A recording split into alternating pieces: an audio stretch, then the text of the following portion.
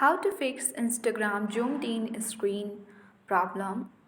For that, you have to make sure that you have updated your Instagram application. If you are the Android user, go to Play Store, and on the Play Store you have to search Instagram. If you see the update button instead of open button, that means you haven't yet up to date or updated your Instagram application and you need to update your Instagram app. If you are the iPhone user, you can go to App Store and do the same process.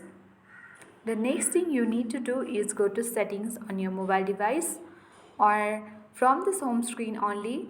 When you tap and hold the Instagram application, you have to select the eye icon, that is the app info page, open it, and on this app info section you have to go to storage users and tap on clear cache.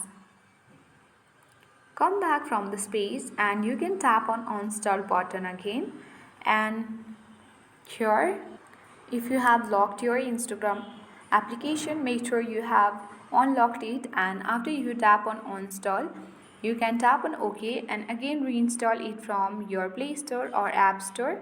And once you do that, the last thing you have to do is you need to restart your mobile device.